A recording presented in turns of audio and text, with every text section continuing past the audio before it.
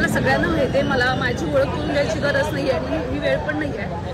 मी आत्ता कोल्हापूरमध्ये आहे आणि आजच कोल्हापूरला आलेले आहे आणि आजचा सगळ्यात वाईट दिवस आमच्या कोल्हापूरकरांसाठी आणि पूर्ण रंगभूमीसाठी आहे. तो म्हणजे केशवराव भोसले पूर्ण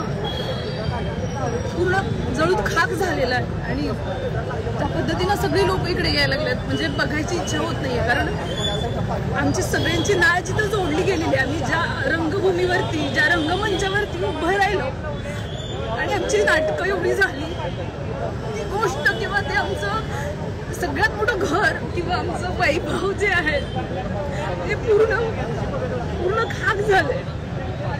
आणि हीच गोष्ट सगळ्यांना मला सांगायची होती की मला माहिती नाहीये पुन्हा ते उभं राहिल्यानंतर ते कसं उभं राहील किंवा